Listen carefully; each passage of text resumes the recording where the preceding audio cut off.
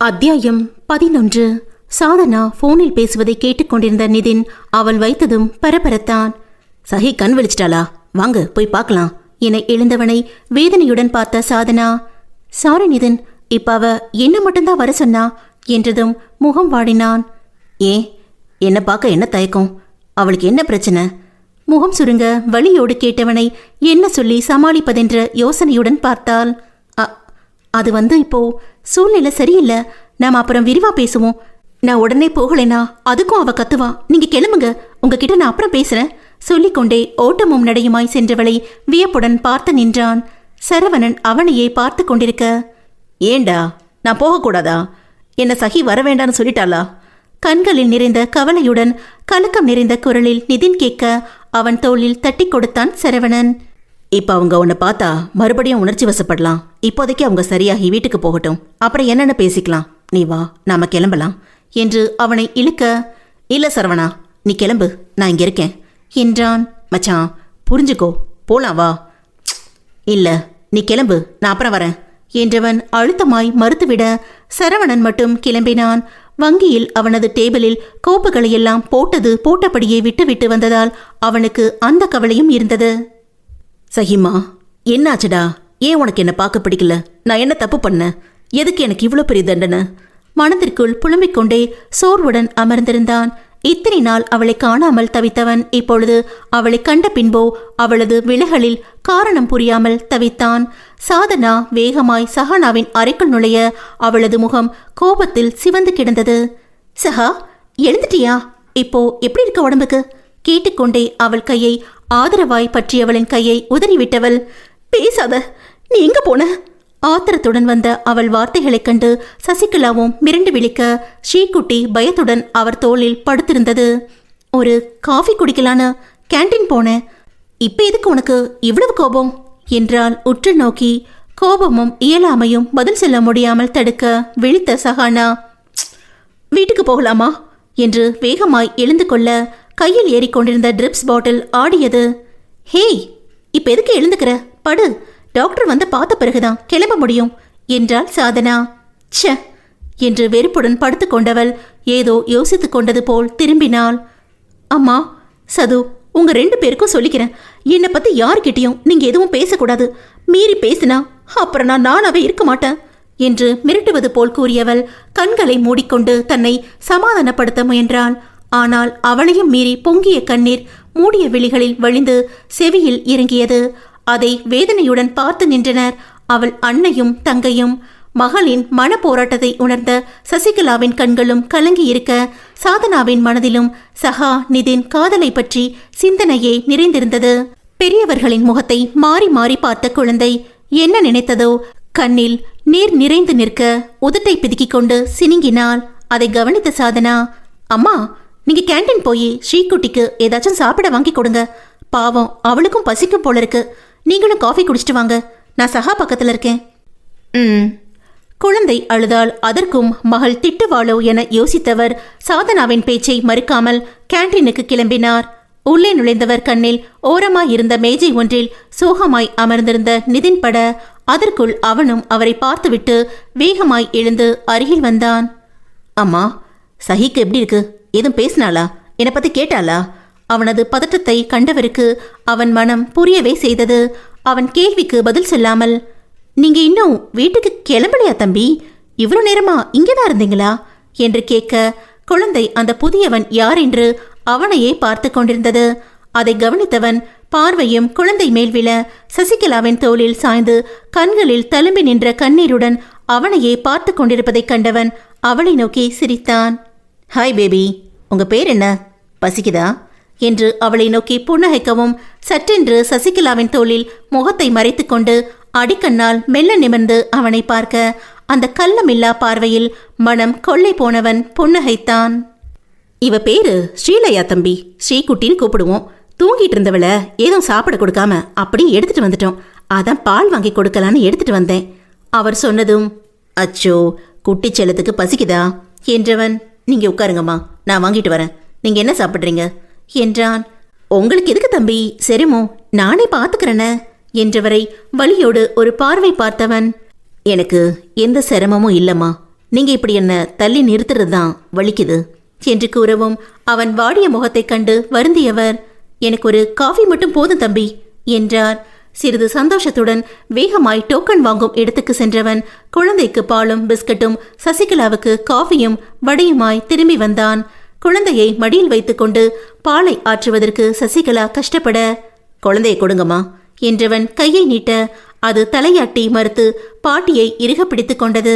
அவன் முகத்தில் மெல்லிய ஏமாற்றத்தை கண்ட சசிகலா, புதுசில்லையா, அதான் உங்ககிட்ட வரமாட்டேங்கிறா என்று சொல்லிக்கொண்டே பாலை ஆற வைத்துவிட்டு பிஸ்கட்டை பிரித்து அவள் கையில் கொடுத்தார். அது குட்டி இதழ்கள் விரிய நிதினை ஒரு பார்வை பார்த்து கொண்டே சாப்பிடத் தொடங்கியது. உங்களுக்கு காஃபி வாங்கிக்கலையா தம்பி? காஃபி டம்ளரை எடுத்துக்கொண்டவர் கப்பில் பாதியை ஊற்றி, நீங்களும் கொஞ்சம் குடிங்க என்று கொடுக்க, அதுவரை அதை பற்றிய சிந்தனையே இல்லாமல் இருந்தவன் மறுக்காமல் வாங்கி கொண்டான். காஃபி குடிக்கும் வரை நேரமும் மௌனமாய் கரைய நிமிர்ந்தான். இங்க நீங்க எந்த ஏரியால இருக்கீங்கம்மா? மங்களம் ரோடுப்பா, கோகுலம் அபார்ட்மெண்ட். அவன் கேட்கவும் குழந்தைக்கு பாலை புகட்டிக் கொண்டே சட்டென்று சொல்லிவிட்டவர் பிறகுதான் யோசித்தார். அச்சச்சோ, நான் பாட்டுக்கு வீட்டை சொல்லி இந்த புள்ள அங்க வந்து நின்னா சகா சாமி ஆடுவாளே. அவர் யோசித்துக் கொண்டிருக்க அவனோ, சாதனாவுக்கு எப்ப மேரேஜ் ஆச்சு? அவங்க ஹஸ்பண்ட் எங்க இருக்கார்? எல்லாரும் ஒன்னாதான் இருக்கீங்களா? சகி ஏன் ஒரு மாதிரி இருக்கா? அவளுக்கு ஏதும் பிரச்சனையா என்று கேள்விகளை அடுக்கிக் கொண்டு போக பதில் சொல்ல முடியாமல் திகைத்துக் கொண்டிருந்த சசிகலாவை காப்பாற்ற ஆபத்வாந்தனமாய் குழந்தை வந்தாள். பிஸ்கட்டை சாப்பிட்டுக் கொண்டிருந்தவர் அவள் வாயில் ஒன்றை வைத்து, நீயும் சாப்பிடு பாட்டி என்றது. அதைக் கண்டு நிதினின் கலங்கிய உள்ளம் சற்று தெளிய, எனக்கு பிஸ்கட் தரமாட்டியா செல்லம் என்றான். பசி மாறி சற்று நேரம் அவனைக் கண்டு பரிச்சயம் ஆகிவிட்டதால் மெல்ல சிரித்த ஸ்ரீகுட்டி இடவளமாய் தலையாட்டி, உனக்கு பிஸ்கட் தரமாட்டேன் என்று மறக்க அவனுக்கு சகாவின் நினைவு வந்தது. ஏன், சொத்தை கேட்டாலும் தருவேன், சோத்தை கேட்டா தரமாட்டேன். அவளது குரல் காதுக்குள் ஒலிக்க மௌனமாய் இருந்தவனிடம் ஸ்ரீகுட்டியின் பிஞ்சு கைகள் பிஸ்கட்டை நீட்டி, இந்தா பிஸ்கட் சாப்பிடு என்றது. மீண்டும் குழந்தை சஹானாவை உணர்த்த அவளை நோக்கி புன்னகைத்தவன், எனக்கு பிஸ்கட் வேண்டாம், நீயே சாப்பிடு செல்லும் என்று கூற குழந்தை பிஸ்கட்டை நீட்டி வாங்க சொல்லி அடம் பிடித்தாள். வாங்கிக்கோங்க தம்பி, இவளுக்கு அப்படியே சஹாவோட சுபாவம் என்று வார்த்தையை விட்டவர் சற்றென்று நாக்கை கடித்துக் கொள்ள அவன் ஆவலுடன் திரும்பினான். அம்மா, சஹாவுக்கு என்னாச்சு? அவகிட்ட நிறைய மாற்றம் தெரியுது, எதுக்கு இப்படி இருக்கா? அவன் கேட்கவும் சுதாரித்து கொண்டவர், தம்பி கொஞ்ச நேரம் குழந்தைய பிடிச்சுக்கிறீங்களா? சேலையில பால் சிந்திருச்சு, கழுவிட்டு வந்துடுறேன் சொன்னவர் அவன் பதிலை எதிர்பார்க்காமல், ஸ்ரீகுட்டி பாட்டி இப்ப வந்துடுறேன், சமத்தா இருக்கணும் என்று சொல்லிவிட்டு குழந்தையை அவன் கையில் கொடுத்துவிட்டு வேகமாய் சென்றார். நான் இப்ப என்ன கேட்டுட்டேன்? இவங்க ஏன் பதில் சொல்லாம நழுவுறாங்க?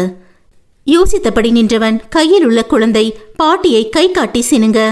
அழக்கூடாது செல்லம், பாட்டி வந்துருவாங்க சொல்லிக்கொண்டே குழந்தையை எடுத்துக்கொண்டு வேடிக்கை காட்டுவதற்காய் வெளியே வந்தான்.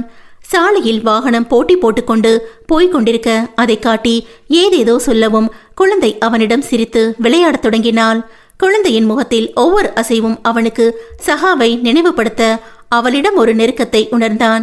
முன்னில் இருந்த பலூன் வியாபாரியிடம் பெரிய பலூன் ஒன்றை வாங்கி நீட்ட குழந்தையின் முகத்தில் அத்தனை சந்தோஷம். குழந்தைகளின் சந்தோஷம் ஒரு சின்ன பலூனிலும் பொம்மையிலுமே அடங்கி விடுகிறது. வளர்ந்து விட்டால்தான் ஆசையும் வானளவு பெருகி விடுகிறது. சசிகலா திரும்பி வருகையில் குழந்தை நிதினுடன் சிரித்து விளையாடி கொண்டிருக்க ஆச்சரியமாய் பார்த்து கொண்டே வந்தவர், சரி தம்பி, நான் வந்து ரொம்ப நேரம் ஆச்சு, பொண்ணுங்க என்ன தேடுவாங்க, நான் போறேன், நீங்களும் காலையில இருந்து இங்கே இருக்கீங்க, வீட்டுல காணோன்னு நினைக்க போறாங்க, கிளம்புங்க என்றார். இல்லம்மா, சஹாவா டிஸ்சார்ஜ் பண்ணதும் நான் போய்க்கிறேன் என்றவனை பரிதாபமாய் பார்த்தவர், ப்ளீஸ், சில விஷயங்களை எல்லாம் என்னால் இப்ப சொல்ல முடியல, ஆனா உங்களை இப்ப பார்த்தா சஹா நிச்சயம் உணர்ச்சி வசப்படுவா, அவ நல்லா இருக்கணும்னு நினைச்சா இப்ப கிளம்புங்க, நீங்க எத்தனை கேள்வி கேட்டாலும் என்னால் இப்ப பதில் சொல்ல முடியாது. நிதானமாய் தெளிவாய் அவர் கூறிய வார்த்தைகள் அவனுக்கு குழப்பத்தையும் வேதனையையும் ஒருங்கே கொடுத்தாலும் அவனை கண்டதும் மயங்கி விழுந்த அவன் சஹியிடம் ஏதோ ஒரு பிரச்சனை இருக்கிறது என்பதை மட்டும் புரிந்து கொண்டான். அவனது தங்கை பிரபா வேறு 2 முறை அலைபேசியில் அழைத்து எப்போது வீட்டுக்கு வருவாய் அண்ணா என்று கேட்டிருந்தால் மீண்டும் சஹாவை காணும் ஆர்வம் இருந்தாலும் அவளது மனநிலை மனதில் வைத்துக்கொண்டு வீட்டுக்கு கிளம்ப முடிவு செய்தான். சரிம்மா, உங்க வார்த்தைக்கு மதிப்பு கொடுத்து நான் இப்ப கிளம்புறேன், ஆனா என் கேள்விகள் எல்லாம் அப்படியே தான் இருக்கு, அதுக்கு கூடிய சீக்கிரமே உங்ககிட்ட இருந்து பதிலை எதிர்பார்க்கிறேன் என்றவன் குழந்தையின் நெற்றியில் முத்தமிட்டு பைடா செல்லம் என்று அவரிடம் கொடுத்து நடக்க அவர் நெகிழ்ச்சியுடன் பார்த்து நின்றார். தம்பி, உங்க மனசையும் என் பொண்ணு மேல நீங்க வச்சிருக்க அன்பையும் என்னால புரிஞ்சுக்க முடியுது. உங்களை போல ஒருத்தரை மாப்பிள்ளையா வர எனக்கு கொடுத்து வைக்கலையே. சஹா ஏன் இப்படி இருக்கான்னு தெரிஞ்சுக்க நீங்க காட்டுற ஆர்வம் புரிஞ்சாலும் அதை தெரிஞ்சுக்கிட்டா நீங்க எப்படி தாங்கிக்க போறீங்களோன்னு தான் இப்ப எனக்கு கவலையா இருக்கு. மனதிற்குள் எண்ணியவாறே குழந்தையுடன் வார்டுக்கு நடந்தார். அங்கு டாக்டர் சஹானாவை பரிசோதித்துக் கொண்டிருக்க சாதனாவின் அருகே சென்று நின்றார். ரொம்ப பலகீனமா இருக்காங்க, நல்ல ஹெல்த்தி ஃபுட் சாப்பிட்டு ரெஸ்ட் எடுக்க சொல்லுங்க, வேற எந்த பிரச்சனையும் இல்லை என்றவர் டிஸ்சார்ஜ் எழுதி கொடுக்க பணத்தை கட்டிவிட்டு அனைவரும் டாக்ஸியில் வீட்டிற்கு கிளம்பினர். மூவரும் வேறு வேறு சிந்தனையில் உழன்று கொண்டிருக்க அமைதியாக தொடர்ந்தது பயணம். குழந்தை உறங்க தொடங்கியிருந்தாள். சஹா, நீ ரெஸ்ட் எடு, நான் சீக்கிரம் இட்லி ஊத்திட்டு எடுத்துட்டு வரேன் சொன்ன சசிகலா அடுக்கலைக்குள் நுழைய குழந்தையை தன் அறையில் கிடத்துவிட்டு சாதனாவும் அவருக்கு உதவ சென்றாள். ஒரு கனத்த மௌனம் வீடு முழுவதும் நிறைந்திருக்க யாருக்கும் எதுவும் பேசிக்கொள்ளவே தோன்றவில்லை. சஹானா அன்னையின் வற்புறுத்தலில் 2 இட்லிகளை விழுங்கிவிட்டு படுத்துக்கொள்ள மற்றவர்களும் சாப்பிட்டு முடித்தனர். பல்வேறு சிந்தனைகள் மனதை ஆட்கொள்ள உறக்கம் மட்டும் 3 பேருக்கும் வரவே இல்லை. சஹாவின் உள்ளத்தில் இதனை கண்டது முதல் உள்ள நினைவுகள் பசுமையாய் குடைவிரிக்க அவனோடு கற்பனையில் குடும்பம் நடத்தி குழந்தைகளையும் பெற்றுக்கொண்ட கனவுகள் பாரமாய் மனதை அழுத்த கண்கள் வழியே கண்ணீராய் வெளியேற்றினாள். சசிகலாவின் மனதும் மகளை பற்றிய கவலையில் கனத்து கிடந்தது. பட்டாம்பூச்சியாய் எத்தனை கனவுகளுடன் வலம் வந்தவள் இன்று சிறகுகள் முறிந்து வண்ணம் தொலைத்து வாடி கிடக்கிறாளே. கடவுளே, அவளுக்கு விடியலே இல்லையா என்று எத்தனை நாட்கள் அழுது புலம்பி இருக்கிறேன். இப்பொழுது அந்த பையனை கண்ட பிறகு மனதிற்குள் ஒரு விடிவெள்ளி முளைத்தது போல் வெளிச்சம் தோணுதே. அவளுக்கும் ஒரு விடியலை நீதான் கொடுக்க வேண்டும் என்று வேண்டிக் கொண்டார். சாதனாவின் மனமோ குற்ற உணர்வில் தவித்துக் கொண்டிருந்தது. கடவுளே, நான் செய்த ஒரு செயல் என் சகாவின் வாழ்க்கையே கேள்விக்குறி ஆக்கிவிட்டதே. எத்தனை ஆசையாய் நிதினை காதலித்திருப்பாள். அந்த கனவுகளும் ஆசையும் கலைந்து போக நானே காரணமாகிவிட்டேனே. இத்தனை நாட்களாய் என் நெஞ்சில் சுமக்கும் சிலுவையை எப்போது இறக்கி வைக்கப் போகிறேன்? எல்லாவற்றிற்கும் நீதான் ஒரு வழியை காட்ட வேண்டும். மனதில் வேண்டிக் கொண்டவள் அவர்கள் வாழ்க்கையை மாற்றி போட்ட பழைய நாள் சம்பவங்களை அசை போடத் தொடங்கினாள். ஆறாத ரணம் ஒன்று அடி நெஞ்சில் வீற்றிருக்க, நீரு பூத்த நெருப்பாக உள் நெஞ்சம் கனன்றிருக்க, மாறாத வடுவாக மனதில் பதிந்து போன வழி ஒன்று நித்தமும் தந்திடும் மரண வழியை நீ வந்து மாற்றிடுவாயா?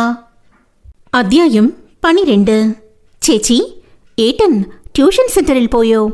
கல்லூரியில் இருந்து வந்த நிர்மலா டியூஷனுக்கு கொண்டு செல்ல வேண்டிய புத்தகங்களை பேக்கில் எடுத்து வைத்து கொண்டே அக்கா நிஷாந்தியிடம் கேட்டாள். சந்தன நிறத்தில் அழகாயிருந்தவள் இடுப்புக்கு கீழ் நீண்டிருந்த கரு கூந்தலை தளர்வாய் பின்னலிட்டிருந்தாள். அவர்கள் மலையாளத்தில் பேசிக்கொண்டாலும் நாம் நம் வசதிக்கு தமிழில் தொடர்வோம். யாரையோ பார்த்துட்டு அப்படியே டியூஷன் சென்டருக்கு போறேன்னு சொன்னா. சொல்லிக்கொண்டே கையில் இருந்த தேநீர் கோப்பையை தங்கையிடம் நீட்டிய நிஷாந்தி 30க்கு மேல் இருந்தாலும் இளமையாய் அழகாய் கம்பீரமாய் இருந்தாள். மழை வரது போல இருக்கே, அண்ணனோட பேசலான்னு நினைச்சேன். சிறுங்கிக் கொண்டே தேநீர் பருகினாள். வெளியே எப்போது வேண்டுமானாலும் பெய்து விடுவேன் என்று மிரட்டிக் கொண்டிருந்த மேகத்தை பார்த்த நிஷாந்தி, நிச்சயம் மழை வரும், இன்னைக்கு டியூஷனுக்கு லீவு போட்டுக்கோயேன் என்றாள். இல்ல சேச்சி, எனக்கு நாளைக்கு காலேஜில் ஒரு டெஸ்ட் இருக்கு. அந்த சப்ஜெக்ட்ல ஒரு பெரிய டவுட்டு இன்னைக்கு சாதனா மேம் கிளாஸ்ல கிளியர் பண்ணியே ஆகணும். மழையை பார்த்தா வேலைக்கு ஆகாது. என் கொடை பின்னாடி இருக்கு, எடுத்துக்கொடுங்க, நான் கிளம்புறேன் என்றவள் காலி கோப்பையை நீட்ட வாங்கி கொண்ட நிஷாந்தி கொடையுடன் வந்தாள். பார்த்து பத்திரமா போடி, கிளாஸ் முடிஞ்சு நரனோட வந்துரு என்றவளிடம் சரி சேச்சி பாய் என்று விடை பெற்றவள் பேருந்து நிறுத்தத்தை நோக்கி நடந்தாள். வானத்தை கவலையுடன் பார்த்து கொண்டே நடையின் வேகத்தை கூட்டி பஸ் ஸ்டாப்பை அடைவதற்குள் அவள் செல்ல வேண்டிய பேருந்து கிளம்பியிருந்தது. எந்த குருவாயிரப்பா, அடுத்த பஸ்ஸுக்கு இனி 20 நிமிஷம் வெயிட் செய்யணுமே என்று நினைத்து கொண்டே கவலையுடன் நிற்க ஒரு பைக்கில் 2 மாணவர்கள் அவளை பார்த்து கொண்டே கிராஸ் செய்தனர். ச்சே, இந்த சனியனுங்க தொல்லை காலேஜில் தான் தாங்க முடியலனா இங்கேயும் வந்துடுறானுங்க. பார்வையை பாரு, முன்ன பின்ன பொண்ணுங்களை பார்க்காத மாதிரி அப்படியே கண்ணை நோண்டி கையில கொடுக்கணும். மனதிற்குள் சொல்லிக்கொண்டே பேருந்தின் வரவை எதிர்பார்த்து நின்றாள். நிறுத்தத்தில் அவளை தவிர வேறு யாரும் இருக்கவில்லை. கடந்து சென்ற பைக் மீண்டும் திரும்பி வருவதை கண்டவள் எரிச்சலுடன் முகத்தை திருப்பிக் கொள்ள அவளை உரசுவது போல் வண்டியை நிறுத்தியவன் விழுங்குவது போல் பார்த்து கொண்டே, என்ன பேபி, பஸ்ஸை மிஸ் பண்ணிட்டியா? நாங்க வேணும்னா உன்னை டிராப் பண்ணட்டுமா என்றான் இறங்கிக் கொண்டே. கடுப்புடன் முறைத்தவள், வேண்டாம் ஆகாஷ், வம்பு பண்ணாம போயிடு, அப்புறம் நடுக்கிறது வேற என்றாள் கோபத்துடன். இது என்னடா வம்பா போச்சு? நம்ம கூட காலேஜில் ஒன்னா படிக்கிற பொண்ணாச்சே, தனியா பஸ் கிடைக்காம நிக்கிதேன்னு ஹெல்ப் பண்ண வந்தா இப்படி கோவிச்சுக்கிற? கேட்டுக்கொண்டே அவன் இறங்கி அவள் அருகில் வரவும் மனதில் ஒரு கலவரம் மூண்டது. எனக்கு எந்த ஹெல்ப்பும் வேண்டாம், நீ கிளம்பு. ஏன் பேபி, என்னை விரட்டுறதுலையே குறியா இருக்க? நான் உன்னை ஏதாச்சும் பண்ணேனா? பாரு, எவ்வளோ தள்ளி நின்று டீசெண்டா பேசிட்டு இருக்கேன். இல்லடா மச்சி, நாம எல்லாம் டீசென்ட் தானே என்றான் நண்பனிடம். அச்சோ, நாமெல்லாம் பக்கா டீசென்ட் தாமச்சி என்றான் அவன் தலையை குலுக்கி கிண்டலாக. பாத்தியா, என் நண்பனே சொல்லிட்டான் என்றவன் மேலும் சற்று நெருங்கி வந்து நிற்க அவளுக்கு உள்ளே உதறல் எடுத்தாலும் காட்டிக்கொள்ளாமல் நின்றாள். என்று அவள் கூந்தலில் அருகே கண்ணை மூடி மூச்சை மேலெழுத்து முகர்ந்தவன், என்ன ஷாம்பு பேபி யூஸ் பண்ற? சும்மா தூக்குது என்று கிறக்கத்துடன் கூறி அவளை பார்க்க சற்று தள்ளி நின்றவள், ஆகாஷ் வேண்டாம், விளையாடாம போயிடு என்றாள். எனக்கு உன்னோட விளையாடி பார்க்கணுன்னு ரொம்ப ஆசையாக தான் இருக்கு, நீ தான் புரிஞ்சுக்கவே மாட்டேங்கிறியே என்றவனின் பார்வை அவள் உடல் முழுவதும் ஊர்வலம் போக முகத்தை சுளித்தாள். சீ, படிக்கிற பையன் பேசுறது போலவா பேசுற? உன்னை படிக்கணும்னு நினச்சி தானே இப்படி பேசுகிறேன் பேபி, நீ மட்டும் ஓகே சொன்னேன்னு வை. அந்த சொர்க்கத்தையே கண்ணில் காட்டுவேன்ல, இப்படி சிக்காம ஓடினா எப்படி என்றவனை அதற்கு மேல் சகித்து கொள்ள முடியாமல், ச்சே ஸ்டூபிட் என்று நடக்க தொடங்க அவன் முன்னில் நின்று வழிமறித்தவன், என்ன பேபி பேசிட்டே இருக்கேன், பதில் சொல்லாம போனா இப்படி? நானும் எவ்வளோ நாள் தான் உன் பின்னாடியே சுத்திட்டு இருக்கிறது என்று கேட்க, வேண்டாம் ஆகாஷ், தேவையில்லாம எந்த பிரச்சனையும் வேண்டாம், அப்படி நினைச்சுதான் அமைதியா போறேன். உன்னை பத்தி என் அண்ணன் கிட்ட மட்டும் சொன்னேன்னு வை, அப்புறம் நடக்கிறதே வேற. ஓ, உன் அண்ணன் என்ன நரசிம்மமூர்த்தியா, என்ன அப்படி கிழிச்சிருவானோ என்று கேட்க, அப்போது அங்கே ஒரு ஸ்கூட்டி வந்து நிற்க ஹெல்மெட்டை கலற்றி அவர்களை யோசனையுடன் பார்த்த சாதனா, என்ன நிர்மலா, ஏதாச்சும் பிரச்சனையா என்றாள். இல்ல மேடம், இவன் என்னுடைய கிளாஸ்மேட் தான், பஸ் வரல, டிராப் பண்ணவான்னு கேட்டுட்டு இருந்தான் என்று சமாளித்தாள். ஓ சரி, நீ என்னோடவே வந்துற என்று கூறவும் தப்பித்தால் போதும் என்று அவள் பின்னில் அமர அவனை பார்த்து கொண்டே வண்டியை கிளப்பினாள் சாதனா. என்னாச்சு நிர்மலா, அவன் ஏதோ உன்கிட்ட வம்பு பண்றது போல எனக்கு தோணுச்சு, நீ இல்லைன்னு சொல்ற வண்டியோட்டி கொண்டே கேட்டாள் சாதனா. அது அது வந்து மேம் என்று சொல்ல தயங்கியவள், அவன் கொஞ்ச நாளாவே இப்படித்தான் எல்லா இடத்துலையும் ஃபாலோ பண்ணிட்டு என்னோட வம்பு பண்ணிட்டு இருக்கான். நானும் எவ்வளவோ திட்டி பார்த்துட்டேன், கேட்க மாட்டேங்கிறான். இது வீட்டில் அக்காவுக்கு தெரிஞ்சா ரொம்ப பயப்படுவாங்க, டியூஷன் கூட போக வேண்டான்னு சொல்லிடுவாங்க. அண்ணனுக்கு தெரிஞ்சாலும் சும்மா இருக்க மாட்டாரு. அவனை வார்ன் பண்ண போய் ஏதோ வம்பாயிடுச்சுன்னா எதுக்கு பிரச்சனைன்னு தான் நானே அமைதியா அவனுக்கு சொல்லி புரிய வச்சிடலான்னு நினைச்சேன். அவன் அடங்க மாட்டேங்கிறான். ஓ, நாம இப்படி பிரச்சனை வேண்டான்னு எந்த ஆக்ஷனும் எடுக்காம விலகி போறதால தான் இவனை மாதிரி ஆளுங்க எல்லாம் அடங்காம திரியறாங்க. நாளைக்கு ரோட்ல வச்சு கையை பிடிச்சு இழுத்தா என்ன பண்ணுவ? பேசாம கம்ப்ளைண்ட் பண்ணிடு என்றாள் சாதனா. அவன் ஒரு ரவுடி, அவன் மேல கம்ப்ளைண்ட் பண்ண போய் அவன் என்ன ஏதும் பண்ணிட்டா, அதான் பயமா இருக்கு என்றவளை பாவமாய் பார்த்தாள் சாதனா. சரி விடு, அவன் மறுபடியும் ஏதாச்சும் பண்ணா சொல்லு, பாத்துக்கலாம் என்றவள் மழைத்துளிகள் ஒவ்வொன்றாய் தேகம் தொட்டு வேகம் எடுக்கவும் வண்டியை வேகமாய் விரட்டினாள். ஆபீஸ் ரூமில் அமர்ந்து மாணவர்களுக்கு நடத்த வேண்டிய பாடத்தை குறிப்பெடுத்துக் கொண்டிருந்த நரேன் உள்ளே நுழைந்த சாதனாவை கண்டதும் புன்னகைத்தான். உடுத்தி இருந்த சுடிதார் மழையில் நனைந்து உடலை ஒட்டியிருக்க துப்பட்டாவை விரித்து போர்த்தி இருந்தாள். ஹெல்மெட்டை கலற்றிக்கொண்டே, குட் ஈவினிங் சார், இன்னும் கிளாஸுக்கு போகலையா என்று கேட்டவளிடம் அவளை கண்டதும் எப்போதும் போல் மனதிற்குள் மத்தாப்பு மலர அதை காட்டிக்கொள்ளாமல் இயல்பாய் கூறினான். இதோ கிளம்பிட்டேன் சாதனா, மழையில் நனைஞ்சிட்டா வந்தீங்க, ரெயின்கோட் கொண்டு வரலையா என்றான். வீட்டிலிருந்து கிளம்பி பாதி வழிக்கு மேலே வந்துட்டேன், இங்கே பக்கத்தில் வந்ததுக்கு அப்புறம்தான் மழை பிடிச்சிக்கிச்சு.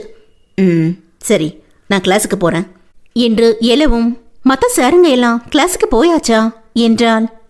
போயிட்டாங்க, எனக்கு கொஞ்சம் நோட்ஸ் எடுக்க வேண்டியது இருந்துச்சு, வரேன் என்றவன் தலையாட்டி விட்டு கிளம்பினான்.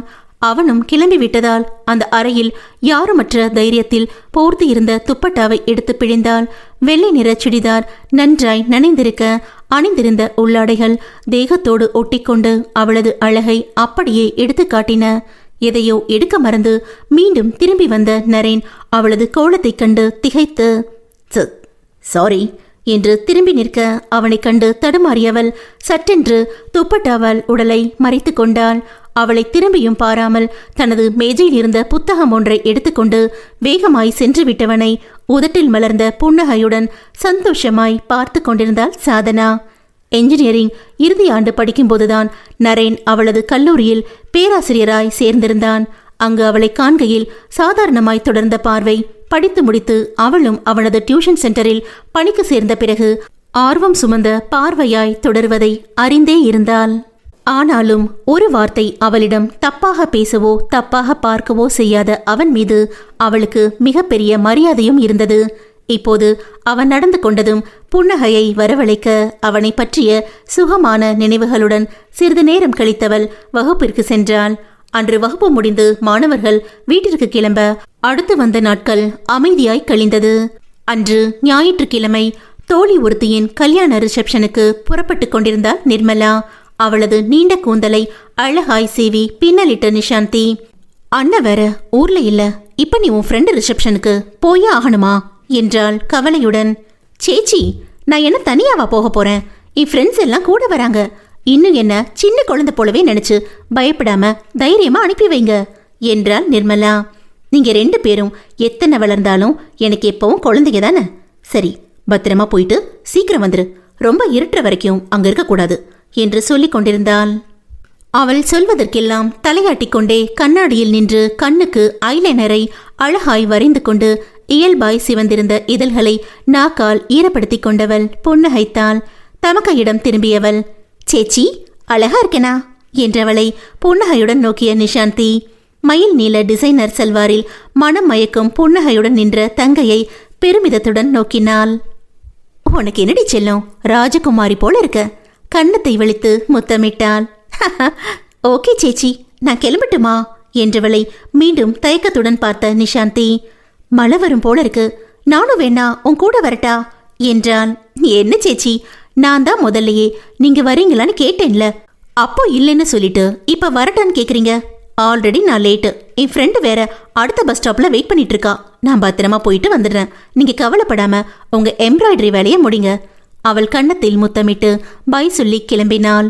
நிஷாந்தி சின்ன வயதில் இருந்து செய்து கொண்டிருந்த தையலையும் எம்ப்ராய்டரி ஒர்க்கையும் இப்போதும் முக்கியமான சில கஸ்டமருக்காய் தொடர்ந்து கொண்டுதான் இருக்கிறாள்.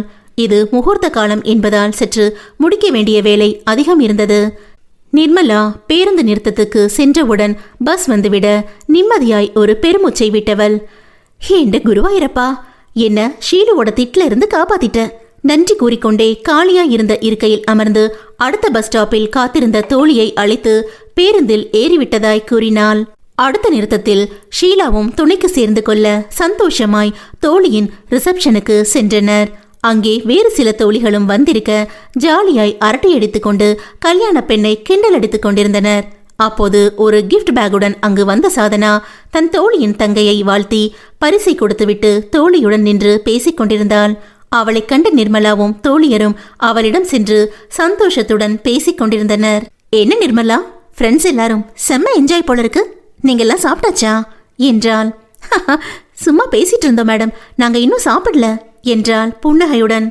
இருட்ட தொடங்கிருச்சே, சாப்பிட்டா கிளம்பிடலாம் இல்லையா அவள் அக்கறையுடன் கேட்க. சரி மேடம், நாங்களும் உங்களோட சாப்பிட வரோம் என்று அவளுடனேயே டைனிங் ஹால் நோக்கி நடந்தனர். விதவிதமாய் இலையில் பரிமாறப்பட்டிருந்த பதார்த்தங்களை பேசிக்கொண்டே சாப்பிட்டு முடித்தனர். சாதனாவின் தோழி ஒருத்தி அப்போதுதான் மண்டபத்தில் நுழைய அவளோடு பேசிக் கொண்டிருந்தாள். தோழியருடன் வீட்டிற்கு கிளம்பிய நிர்மலா சாதனாவிடம் சொல்லிக்கொள்ள உள்ளே வந்தாள். மேடம், டைம் ஆச்சு, நாங்க கிளம்புறோம் மேடம். ஓ, நானும் அந்த வழியா தான் போவேன், கொஞ்சம் வெயிட் பண்ணீங்கன்னா என்னோடவே வந்துடலாமா? ஷீலாவை தயக்கத்துடன் பார்த்த நிர்மலா, இல்ல மேம், நான் உங்களோட வந்தா இவ தனியா போகணும், நீங்க பேசிட்டு மெதுவா வாங்க, நாங்க கிளம்புறோம் என்று கூறவும் நெடுநாள் கழித்து கண்ட தோழியை விட மனதில்லாமல் புன்னகைத்து அனுப்பி வைத்தாள். ஷீலாவும் நிர்மலாவும் ஒரே ஏரியா ஆனதால் அவர்கள் ஒரே பேருந்தில் ஏற மற்ற தோழிகள் அவர்களுக்கான பேருந்துக்கு காத்திருந்தனர். மழை வருவது போல் நன்றாக இருட்டியிருக்க ஷீலாவின் நிறுத்தத்தில் அவள் இறங்கும்போது எதிர்ச்சையாய் வெளியே அவளை பார்த்து கையசைத்த நிர்மலாவின் கண்ணில் லேசாய் பயம் படர்ந்தது. அங்கே ஆகாஷ் காரில் அமர்ந்து இறங்கும் ஷீலாவையும் ஜன்னலோரத்தில் இருந்த நிர்மலாவையுமே பார்த்து கொண்டிருந்தான். இவன் எதுக்கு இங்க நிக்கிறான்? சனியே, எங்க போனாலும் என் உசுர வாங்க பின்னாடியே வருது. இவன் பணமும் பகட்டும் பார்த்து எல்லா பொண்ணுங்களும் இழிச்சிட்டு பின்னாடியே வந்துருவாங்கன்னு மட்டமா நினைச்சிட்டு சுத்திட்டு இருக்கான் போல. ஒருவேளை நம்மள ஃபாலோ பண்ணி வந்து நம்ம இறங்கும் போது ஏதாச்சும் வம்பு பண்ணா என்ன பண்றது? கவலையுடன் யோசித்துக் கொண்டிருந்தால் அவளது யோசனையை சரியாக்க அவனும் பேருந்தின் பின்னாலேயே வந்து கொண்டிருந்தான். நிறுத்தத்தில் இதயத்தை கையில் பிடித்துக்கொண்டு பயத்துடன் இறங்கியவள் முன்பு இழித்து கொண்டு நின்றான். 8 மணிக்கே போதிய வெளிச்சம் இல்லாமல் இருட்டாகி கிடந்தது அந்த ஏரியா. திகிலுடன் அவனை கண்டு கொள்ளாமல் காலை எட்டி போட்டு நடந்தாள் நிர்மலா. அவனும் பின்னாலேயே வர அவனது நண்பன் காரை மெல்ல செலுத்திக் கொண்டு வந்தான். ஹே பேபி, நிலடா செல்லம், இப்படி ஓடுனா இப்படி கேட்டுக்கொண்டே அவள் முன்னில் நின்று வழிமறிக்க கோபத்துடன் பல்லை கடித்தாள் நிர்மலா. வேண்டாம் ஆகாஷ், ஒழுங்கு மரியாதையா வழிவிடு, விரலையாட்டி எச்சரிக்க சற்றென்று அவள் விரலை பிடித்தவன், விடலேனா என்னடா செல்லம் பண்ணுவ என்று கேட்டுக்கொண்டே அவள் இரு கையையும் பிடித்து அருகே இழுக்க தடுமாறியவள் அவன் மேல் விழப்போனாள். ஹேய், என்ன விடுறா, இல்லைனா கத்தி ஊற கூட்டுவன் என்றவளை நோக்கி சிரித்தான். சும்மா சொல்லக்கூடாது, இந்த ட்ரெஸ்ல அப்படியே செதுக்கி வச்ச சிற்பம் போல இருக்கு. நானும் எவ்வளோ நாள் தான் மயிலே மயிலே இறகு போடுன்னு உன்கிட்ட கெஞ்சிக்கிட்டே இருப்பேன். அதான் இன்னைக்கு 2ல் 1 பார்த்துடலான்னு துணிஞ்சு இறங்கிட்டேன்.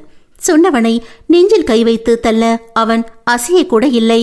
யாராச்சும் வாங்கல, ஹெல்ப் என்று அவள் கூச்சலிட மலை தூறலிடத் தொடங்கியதால் யாரையும் காணவில்லை. மிரண்டு விழித்தவளை கிண்டலாய் நோக்கியவன், வருண பகவான் கூட எனக்கு தான் ஹெல்ப் பண்றாரு பாத்தியா? அடக்க ஒடுக்கமா வந்து கார்ல ஏறிட்டா கொஞ்ச நேரத்துல திருப்பி அனுப்பிடுறேன். அடம் பிடிக்க தான் செய்வேனா, அப்புறம் ஓ இஷ்டம் சொல்லிக்கொண்டே திமிரியவளை காருக்கு இழுக்க அவள் கதறினாள். ஐயோ வேண்டாம் ஆகாஷ், ப்ளீஸ் என்னை ஒன்றும் பண்ணிடாத, என்னை விட்டுடு. கண்ணீரோடு வந்த கதறலும் மழையோடு சிதறிக்கொண்டிருந்தது. பிரம்மனின் படைப்பில் பிரம்மை பூட்டும் பூக்கள் பெண்கள். அரணாய் இல்லாவிட்டாலும் அனலாக்கிடாதே.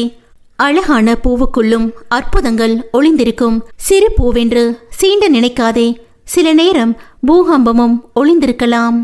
அத்தியாயம் 13. திமிரிக் கொண்டு நின்றவளை ஆகாஷ் காருக்கு தள்ளி செல்ல முயல்கையில் பிரகாசமாய் வெளிச்சத்தை சிந்திக்கொண்டு அவர்களை நோக்கி வேகமாய் வந்தது கார் ஒன்று. சற்றென்று திகைத்தவன் சுதாரிப்பதற்குள் அருகில் வண்டி நிற்க காரை திறந்து வேகமாய் இறங்கினாள் Sadhana. Madam, help me madam, please, இவன் என்ன கடத்திட்டு போக பார்க்கறான் என்று நிர்மலா கதற நிர்மலாவை பிடித்திருந்தவன் அருகில் வந்தவள், யூ ராஸ்கல், அவளை விடுறா என்று கன்னத்தில் ஓங்கி அறையவும் செய்தாள். கார் டிரைவரும் இறங்கி வருவதைக் கண்ட அவன் நண்பன், மச்சி வேணா வந்துடுறா, அப்புறம் பார்த்துக்கலாம் என்று காருக்குள் இருந்து அழைக்க கோபத்துடன் நிர்மலாவை விடுவித்தவன், ஏய் உன்ன என்று இவளிடம் எகிரவும், பொறுக்கி நாயே, படிக்கிற வயசுல எதுக்கு இந்த ஈன புத்தி உனக்கு? அண்ணா சீக்கிரம் போலீஸ்க்கு ஃபோன் பண்ணுங்க, இவனை மாதிரி உள்ளவங்களை கையும் களவுமா பிடிச்சு கொடுத்தாதான் அடங்குவாங்க என்று ஆத்திரத்தில் கத்திக் கொண்டிருக்க, இதோ பண்றேம்மா என்று டிரைவர் அலைபேசியை எடுக்கவும் ஆத்திரமாய் அவர்களை பார்த்த ஆகாஷ், ஏய் இருங்கடி, அப்புறம் கவனிச்சுக்கிறேன் உங்களை என்று கத்திவிட்டு காருக்குள் நுழைய கார் கிளம்பியது. அப்போதும் பயத்தில் நடுங்கிக் கொண்டு நின்ற நிர்மலாவின் தோளில் கை வைத்தவள், என்ன நிர்மலா, இந்த இருட்டு நேரத்தில் இப்படி தனியா வந்து மாட்டிக்கலாமா? நீ உன் ஃப்ரெண்ட்ஸ் கூட போறேன்னு தானே சொன்ன? ஆமா மேடம், அது ஷீலா போன ஸ்டாப்லேயே இறங்கிட்டா, அதான் என்று தடுமாற்றத்துடன் கூறினாள். சரி, இதை இப்படியே விட்டுறக்கூடாது, முதல்ல போலீஸ்க்கு புகார் கொடுத்துடலாம் வா என்றவளை பயத்துடன் நோக்கியவள், போலீஸா என்று தயங்கினாள். உனக்கு பயமா இருந்தா நான் கம்ப்ளைண்ட் கொடுத்துடுறேன் வா என்றவளின் கையை பிடிக்க அது பயத்தில் சில்லிட்டிருந்தது. அவளது உடலின் நடுக்கம் அப்போதும் குறையாமல் இருக்க, என்ன நிர்மலா இப்படி நடுங்கிட்டு இருக்க, பயப்படாத என்று மென்மையாய் அணைத்து கொண்டாள். போலீஸ் எல்லாம் வேண்டாம் மேடம், என் சேச்சி பயத்தில் என்னை காலேஜ் கூட அனுப்ப மாட்டாங்க. எங்க சின்ன வயசுல அப்பா அம்மா இறந்த பிறகு என்னையும் அண்ணாவையும் வளர்க்க ரொம்ப கஷ்டப்பட்டிருக்காங்க. எங்களுக்கு எதுவும் பிரச்சனைனா துடிச்சு போயிடுவாங்க. அதுக்காக நம்ம எந்த ஆக்ஷனும் எடுக்காம இருக்கிறது ரொம்ப பெரிய தப்பு என்றவள் அவள் தயங்கவும், சரி வா உன்னை வீட்டில் விட்டுட்டு போறேன் என்று காரில் அவளையும் ஏற்றிக்கொள்ள அடுத்த தெருவில் இருந்த அவளது வீட்டின் முன் கார் நிற்க வாசலிலேயே நிஷாந்தி காத்து கொண்டிருந்தாள். நிருமோளே வந்துட்டியா? இருட்டிடுச்சே, இன்னும் உன்னை காணமேனு பயந்துட்டே இருந்தேன் என்றவள் அவள் பின்னில் நின்ற சாதனாவை பார்த்து, இவங்க என்று கேட்க, நான் எப்போ சொல்லுவேன்ல சாதனா மேம் என்றதும் பளிச்சென்று சிரித்தவள், இவ எப்பவும் உங்களை சொல்லிட்டே இருப்பா, உள்ள வாங்க சாயா குடிச்சிட்டு போலாம் என்று உபசரித்தாள். இல்ல சேச்சி, இன்னொரு நாள் வரேன், வீட்டில் அம்மா எனக்காக வெயிட் பண்ணிட்டு இருப்பாங்க என்று விடை பெற்றவளுக்கு நிஷாந்தியின் அழகான புன்னகை முகம் மனதை விட்டு அகலாமல் நின்றது. நரேனுக்கும் அப்படியே அக்காவின் ஜாடை போலிருக்கிறது என்று நினைத்து கொண்டவள் புன்னகையுடன் காரில் கிளம்பினாள். நிர்மலாவை பற்றி யோசித்தவள் அந்த விஷயத்தை அப்படியே விடக்கூடாது என்று முடிவு செய்து அலைபேசியை எடுத்து தனது தோழிக்கு அழைத்தாள். அடுத்த நாள் கல்லூரிக்கு மனம் நிறைய பயத்துடன் தயங்கிக் கொண்டே சென்றாள் நிர்மலா. பேக்கில் சாதனா சொன்னது போல் பெப்பர் ஸ்ப்ரே பாட்டில், மிளகாய் தூள் பாக்கெட் போன்ற தற்காப்பு உபகரணங்கள் எடுத்துக்கொள்ளவும் மறக்கவில்லை. கல்லூரி பேருந்து நிறுத்தத்திலேயே நண்பர்களுடன் அமர்ந்திருந்த ஆகாஷ் அவளை சீற்றத்துடன் பார்க்க இவளுக்கு அடி வயிற்றில் பயப்பந்து உருண்டது. நரேன் ஊரில் இல்லாததால் தனியாகவே வந்திருந்தாள். அவனை அடிக்கண்ணால் பார்த்து கொண்டே வேகமாய் கல்லூரியை நோக்கி நடந்தவள் முன்னில் திடுமென வந்து நின்றவன் பல்லை கடித்துக் கொண்டே பேசினான். என்னடி தப்பிச்சிட்ட சந்தோஷத்துல இருக்கியா? எத்தனை நாள் அந்த வாத்திச்சி உனக்கு துணைக்கு வருவா? என் கையில தனியா சிக்காமையா போயிருவ? அவ என்னையே அடிச்சிட்டால, இரு அவ கொழுப்ப குறைக்கிறேன். ஆகாஷ், படிக்க வந்த இடத்துல எதுக்கு இதெல்லாம்? நேற்று நடந்ததை கூட பெருசு பண்ணாம விட்டுறேன், ப்ளீஸ் இதோட நிறுத்திக்கோ. கண்களில் நீர் பளபளக்க கூறியவளை நோக்கி கேலியாய் சிரித்தவன், ஒருவேளை நேத்து அவ என் கண்ணத்தில் அடிக்காம இருந்தா கூட போகட்டும்னு விட்டுருப்பேன். இனி 2 பேரையும் சும்மா விட மாட்டேன். சீரலுடன் கூறிக்கொண்டிருந்தவன் பின்னிலிருந்து அந்த குரல் கேட்டது. என்னடா பண்ணுவ? திரும்பியவன் சாதனாவை கண்டதும் கோபத்தில் முறைத்தான். ஏய், நீ ரொம்ப ஓவரா போற. நான் யார் தெரியுமா? ஏ, நீ யாருன்னு உனக்கே மறந்து போச்சா? ஆனா எனக்கு தெரியும், நீ ஒரு பொம்பளை பொறுக்கி, கூட படிக்கிற பொண்ணையை கடத்தி நாசம் பண்ண துடிச்ச கேடு கெட்ட ஜென்மம். கிண்டலாய் கூறியவளை எரித்து விடுவது போல் அவன் பார்க்க அங்கே கூட்டம் கூட தொடங்கியது. என்னடி ஓவரா பேசுற? சொல்லிக்கொண்டே அவள் கன்னத்தில் அறைய போனவனின் கையை கராத்தே பாணியில் தடுத்தவள் முகத்தில் காரி உமிழ்ந்தாள். எப்போதோ படித்த கராத்தே இப்போது உதவிக்கு வந்தது. சி, யார் மேல கைய வைக்கிற? படிக்கிற பையனாச்சே, ஏதும் கம்ப்ளைண்ட் பண்ண வேண்டான்னு நினைச்சு சும்மா இருந்தா ஓவரா போற. ஒன்னெல்லாம் கையில கூட தொடக்கூடாது என்றவள் குனிந்து காலில் கிடந்த செருப்பை எடுத்து அவன் கன்னத்தில் மாறி மாறி அடிக்க நிர்மலாவே திகைத்து போனாள். சுற்றி நின்றவர்களும் வேடிக்கை பார்க்க அவமானத்தில் குறுகி போனவன், ஏய் ஒன்ன என்று அடிக்கப் போக கூட்டத்திலிருந்து காக்கி உடுப்பிலிருந்த 2 பெண்கள் வந்து பிடித்து கொண்டனர். திமிரியவனை, நடடா போலீஸ் ஸ்டேஷனுக்கு, படிக்கிற பொண்ணுங்க கிட்ட வம்பு பண்ணவா செய்ற? லாக்அப்ல வச்சு முட்டிக்கு முட்டி தட்டினாதான் அறிவு வரும் என்று சொல்லிக்கொண்டே, நீங்க ஸ்டேஷனுக்கு வந்து ஒரு கம்ப்ளைண்ட் கொடுங்க மேடம், இவனை நாங்க பாத்துக்கிறோம் என்று இழுத்து செல்ல கண்களில் வெறியோடு அவர்களை பார்த்து கொண்டே சென்றான்.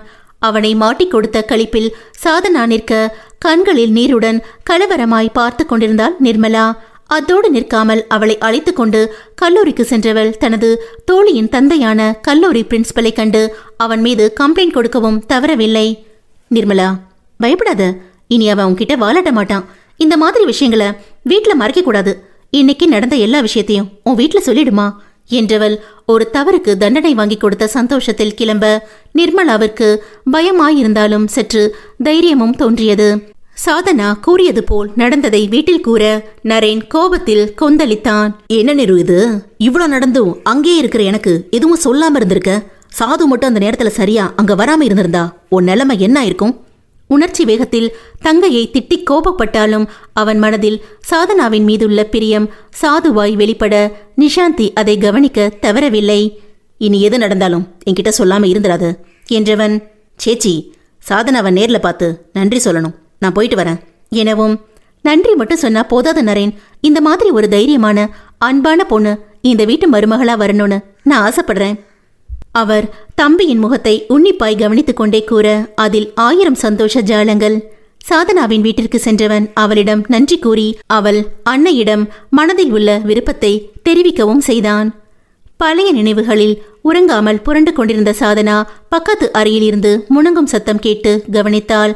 அருகில் படுத்திருந்த ஸ்ரீகுட்டியும் அன்னையும் நல்ல நித்திரையில் இருக்க எழுந்தமர்ந்து காதை கூர்மையாக்கி கேட்டாள். சகாவின் அறையிலிருந்து அவளது குரல் கேட்க பதற்றத்துடன் எழுந்து அவளது அறைக்கு சென்றாள். வேண்டாம், என்னை விட்டு என்னை ஏதும் பண்ணிடாது ப்ளீஸ். மூடியிருந்த விழிகளில் கண்ணீர் வழிந்து கொண்டிருக்க உறக்கத்திலேயே புலம்பிக் கொண்டிருந்தாள் சஹானா. சாதனா எழுந்து வந்ததைக் கண்டு சசிகலாவும் பின்னிலேயே வந்தார். டேய், ஏண்டா என்ன சித்திரவதை பண்றீங்க? பேசாம என்ன கொன்னிடுங்கடா பாவிகளா. ஐயோ வலிக்குதே, வேண்டாம் விட்டுரு என்று சத்தமாய் அலறியவளின் உடம்பு கட்டிலில் தூக்கி போட அவளை இருபுறமும் பிடித்து கொண்டிருந்த சசிகலா சாதனாவின் கண்களில் கண்ணீர் சிதறிக் கொண்டிருந்தது. அதற்கு பிறகு அவளது உடல் வெட்டி வெட்டி இழுக்க வெகு நாட்களுக்கு பிறகு பழைய கொடுமைகளின் நினைவுகள் மனதை பாரமாக்கின. சஹானாவின் கை கால்கள் இழுத்து கொண்டு கண்கள் சொருகி மயக்கத்திற்கு போய்க் கொண்டிருக்க சசிகலா கதறி அழத் தொடங்க சாதனா வேகமாய் செயல்பட்டாள். இந்த மாதிரி சூழ்நிலையில் எப்படி முதலுதவி செய்ய வேண்டுமென்று டாக்டர் சொல்லிக் கொடுத்தது போலவே செய்யத் தொடங்கினாள். சஹாவின் உடல் தலையணையில் இருந்து கீழிறங்கி துடித்துக் கொண்டிருக்க கட்டிலுக்கு அருகில் இருந்த பொருட்களை அப்புறப்படுத்தி தலைக்கு அடியில் தலையணையை வைத்து மாத்திரையை கொடுத்தவள் அவள் மெதுவாய் மயக்கத்திற்கு போகவும் வேதனையுடன் கண்ணில் நீர் வழிய பார்த்து கொண்டிருந்தாள். உடனே ஆம்புலன்ஸை வரவழைத்து மருத்துவமனைக்கு அழைத்து சென்றனர். அவளை பரிசோதித்த டாக்டர் தற்காலிகமாய் சிகிச்சை செய்துவிட்டு, உங்க பொண்ணுக்கு இந்த மாதிரி இதுக்கு முன்னாடி வந்திருக்கா என்று சசிகலாவிடம் விசாரிக்க ஆமாம் என்பது போல் கண்ணீருடன் தலையாட்டினார். வருத்தப்படாதீங்க, சரி பண்ணிடலாம். எந்த மாதிரி சூழ்நிலையில இவங்களுக்கு இப்படி ஃபிட்ஸ் வருது? அவங்க பழைய மெடிக்கல் ரிப்போர்ட் எதுவும் வச்சிருக்கீங்களா? கேட்டவரிடம் பதில் சொல்லாமல் சசிகலா மகளை பார்க்க அவள் தலையாட்டிவிட்டு பேக்கில் இருந்து ஒரு ஃபைலை எடுத்து அவரிடம் நீட்டினாள். அந்த பெரிய ஃபைலை வாங்கி மேலோட்டமாய் பார்க்க தொடங்கிய டாக்டரின் கண்கள் சுருங்க அதிர்ச்சியுடன் அணிந்திருந்த கண்ணாடியை கலற்றி, ஓ மை காட் என்று கடவுளை அழைத்து கொண்டே அவர்களை நோக்கி நிமிர இருவரும் கண்ணீருடன் நின்றிருந்தனர். ஹோ, என்ன ஒரு கொடுமை இது. இப்போ ரீசெண்டா எப்போ இப்படி ரியாக்ட் பண்ணாங்க? இப்போ 1 வருஷமா எந்த பிரச்சனையும் இல்லை டாக்டர், நல்லா தான் இருந்தா. நாங்களும் அவளை வேதனைப்பட வைக்காம கவனமா பார்த்துக்கிட்டோம். இந்த 2 நாளா தான் பெரிய மன உளைச்சல் அவளுக்கு என்றவர் சுருக்கமாய் நடந்ததை சொல்லி முடித்தார். அவரை பார்த்ததுல பழைய நினைவுகளோட சேர்ந்து அந்த கொடுமையான நினைவுகளும் மனசுல வந்திருக்கு. அந்த ப்ரெஷர் தாங்காமத்தான் இப்படி வந்திருக்கு. 2 நாள் ரெஸ்ட்ல இருக்கட்டும், மெடிசன் எழுதி தரேன், அவங்கள எதுவும் யோசிக்க விடாதீங்க அவர் சொல்லவும், சரி டாக்டர் என்று எழுந்து சென்றனர். எத்தனையோ நோய்க்கான சிகிச்சைகளை செய்திருந்தாலும் சகானாவை நினைத்து மனம் கனத்து போக தலையை குலுக்கிக் கொண்டு அடுத்த வேலையை கவனித்தார். காலையில் எழுந்தது முதலே நிதினுக்கு நிறைய வேலைகள் காத்திருக்க அவையெல்லாம் செய்து கொண்டிருந்தாலும் மனதில் சகாவை பற்றிய நினைவுகளே சுற்றி கொண்டிருந்தன. ஓரளவிற்கு வேலையை முடித்துவிட்டு சரவணனின் அலைபேசிக்கு அழைத்தான். அவன் அழைப்பை கண்டதுமே எதற்காக அழைக்கிறான் என்று புரிந்து போக எடுத்து பேசினான். டே மாப்ள, சஹி இன்னைக்கு ஆஃபீஸ் வந்துட்டாளா? எதுவும் பிரச்சனை இல்லையே? ஆவலுடன் கேட்டவனிடம், இல்லடா மச்சான், அவங்க லீவுன்னு சொல்லிட்டாங்க. ஓ. சுருத்து இல்லாமல் கேட்டவன், ஒருவேளை இன்னும் சரியாகலையோ? நேத்தே டிஸ்சார்ஜ் பண்ணிட்டாங்களே என்று கேட்க, 2 நாள் ரெஸ்ட் எடுத்துட்டு வரலாம்னு நினச்சிருப்பாங்க. நீ பாட்டுக்கு எதையாவது யோசிச்சு கவலைப்பட்டுட்டு இருக்காத என்று சமாதானம் கூறினான் சரவணன். அதுக்காகத்தான் இருக்கும்ல, ரொம்ப வீக்காக தான் இருக்கா. சரி, ரெஸ்ட் எடுக்கட்டும் என்றவன் அவனுக்கே சமாதானம் சொல்லிக்கொள்ள சரவணனுக்கு நிதினை நினைத்து பாவமாயிருந்தது. பேச்சை மாற்ற நினைத்தவன், இன்விடேஷன் எல்லாம் வந்துருச்சு, கோயிலுக்கு போய் பூஜை பண்ணிட்டு எல்லாருக்கும் கொடுக்கணும்னு அம்மா சொல்லிட்டு இருந்தாங்க. நீங்க ஸ்டார்ட் பண்ணிட்டீங்களா என்று கேட்க அப்போதுதான் காலையில் அன்னை சொல்லி கொண்டிருந்தது நினைவுக்கு வந்தது. இல்ல, நாளைக்கு கோயிலுக்கு போகணும்னு அம்மா சொல்லிட்டு இருந்தாங்க. நீ எதுக்கு மாப்பிள்ள சஹி பத்தி பிரபா கிட்ட சொன்ன? அவ என்னடானா நிலைமைய புரிஞ்சுக்காம எனக்கு எப்ப அண்ணிய காட்ட போறேன்னு டார்ச்சர் பண்ணிட்டு இருக்கா. நானே அவளுக்கு என்ன ப்ராப்ளம், ஏன் என்னை விட்டு விலகி போறான்னு புரியாம முழிச்சிட்டு இருக்கேன். இதுல அவ வேற. சலித்து கொண்டவன் குரலில் கவலை தேங்கி கிடந்தது. சரவணனுக்கு புரியாமல் இல்லை. கவலைப்படாத மச்சான், எட்டு நின்று பார்க்குற எனக்கே உன் காதலோட ஆழம் புரியறப்போ நீ உசுருக்கு உசுரா நேசிச்ச பொண்ணுக்கு புரியாமலா போயிடும். எல்லாம் சரியாகி சீக்கிரமே நீங்க சேர்ந்துருவீங்க என்றான் மனதார. நானும் அந்த நம்பிக்கையில தான் இருக்கேன் மாப்ள. எனக்கு சஹி மொபைல் நம்பர் வேணும், தருவியா? அவன் கேட்டதும் யோசித்த சரவணன், மொபைல் நம்பர் கொடுக்கறதுல எனக்கு எந்த ஆட்சேபனையும் இல்லை.